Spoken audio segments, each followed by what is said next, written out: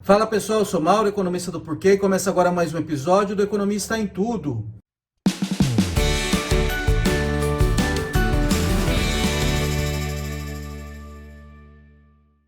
Hoje eu vou continuar a falar de Olimpíada e eu vou falar sobre o modelinho estatístico econômico que se usa para tentar prever como que cada país vai desempenhar na Olimpíada, quantas medalhas vai conseguir. Tá? Então eu vou falar um pouco do modelo, como ele funciona. É um modelo que está aí há muito tempo, que foi proposto lá no começo da década de 2000 e as pessoas vão assim atualizando ao longo do tempo para ver como é que cada país vai desempenhar. Tá? E aí eu vou falar um pouco como que seriam as previsões agora para Tóquio e aí depois a gente comenta um pouco sobre isso, sobre o desempenho do Brasil, tá? Então, só para começar, o modelo ele só usa informação passada, tá? Ele vai usar informação sobre a economia dos países e vai usar informação sobre o desempenho passado desses países nas Olimpíadas, tá? Então, o modelo está no artigo acadêmico do Andrew Bernard e da Megan Buse, tá? Que foi publicado lá no começo da década de 2000 e eles tentaram usar um modelo muito simples, tá? Com basicamente 4 variáveis principais para tentar entender o desempenho das nações nas Olimpíadas, tá? E essas variáveis são população dos países, renda per capita, se o país é sede, tá? E o desempenho passado desses países, o desempenho passado medido pelo desempenho, número de medalhas na edição anterior. Então, qual que é a lógica disso? Primeiro, por que a população importaria, tá? Por causa da tal da lei dos grandes números, tá? Se você tem um país grande, a probabilidade de aparecer ali um atleta de alto nível é mais alta. Tá? Simplesmente porque ele ganha no número. Por que renda per capita importa? Porque esporte olímpico demanda investimento. Aí países mais ricos, eles têm mais condições de fazer investimento em esporte olímpico. País sede também importa, tá? Porque você tem um incentivo a mais ali para o país desempenhar bem. Um incentivo a mais tanto do lado do investimento, né? Tem um incentivo a fazer mais o investimento nos esportes olímpicos. Tem um incentivo do lado dos atletas, aí bem em casa.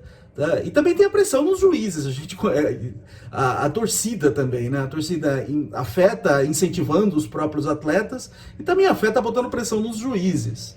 Tá? Então tudo isso contribui para ter um efeito casa. E a última variável, que eu vou falar mais sobre ela daqui a pouco, que é o desempenho passado. Tá? Então pega quantas medalhas teve na Olimpíada passada e usa isso para prever o desempenho na próxima Olimpíada. Tá? Por que o desempenho passado deve afetar? Pense que você tem uma geração de bons atletas. Tá? Essa geração de bons atletas ela permanece durante várias Olimpíadas, tá? 2, 3. Então o desempenho passado deve importar também. Então eles colocam essas variáveis no modelo. Tem uma outra variável que eles usam, que é se o país é comunista ou não. Tá? Porque isso importava bastante ali nas Olimpíadas pré-1980, 70. E hoje é óbvio que não importa mais, né? Porque principalmente depois da queda da União Soviética. Tá? Então, assim, essa variável a gente não vai usar, óbvio. Tá? Mas essa variável importava bastante antes. Tá? Então a gente vai usar essas 4 variáveis. Então, vou fazer a mesma coisa que eles fizeram. E assim, todo ano tem gente que replica. Esse ano eu não vi em lugar nenhum, então eu mesmo resolvi pegar os dados. Então eu vou replicar a análise deles, vou pegar os dados do desempenho olímpico. Eu peguei desde 1996, tá? Por que desde 1996? Porque desde 1996 a estrutura dos países no mundo ela é mais estável, tá? Até ali você teve mudança na composição dos países, você teve a queda da União Soviética, então mudou muito a composição dos países no mundo. A partir de 1996 a coisa é mais estável, tá? Então eu peguei dados desde 1996 até de 2016 e reestimei o modelo deles. Tá? E aí eu vou usar essa estimativa para tentar prever o que aconteceria em 2020. Tá?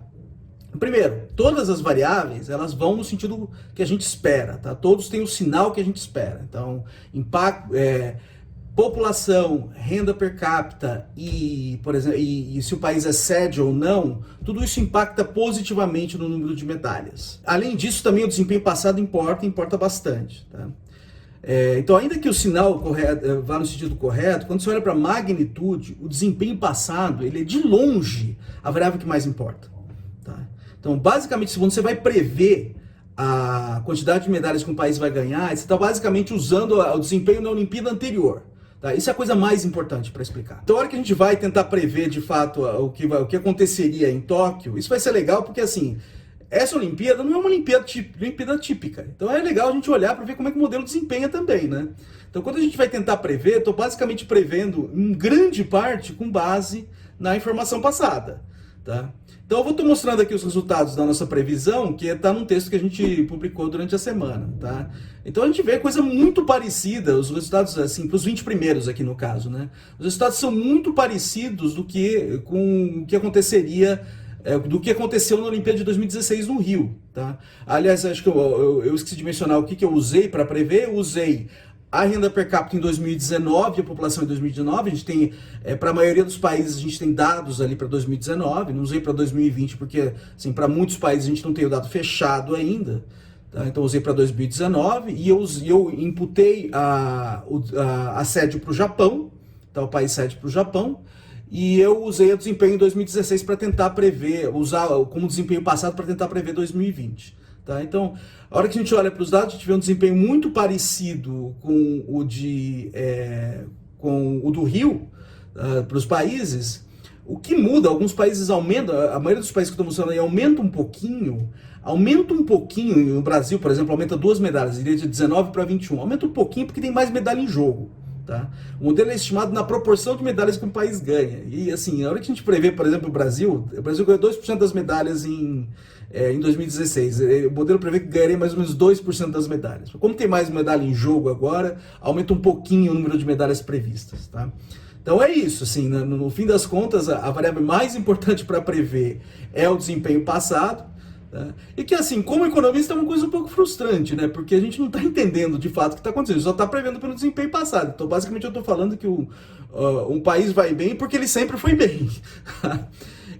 Mas, assim, a hora que a gente olha para trás, a capacidade do modelo de prever é bem boa. Agora, olhando para frente, vai ser interessante a gente esperar os resultados saírem aí no final dessa semana para comparar, né? Porque tudo indica que essa Olimpíada é uma Olimpíada atípica. Eu vou ver se o modelo típico, o que ele consegue explicar para essa Olimpíada atípica. Então, a gente aqui no Porquê, a gente vai voltar a falar sobre isso e comparar os resultados na semana que vem, quando a gente tiver os dados, tá?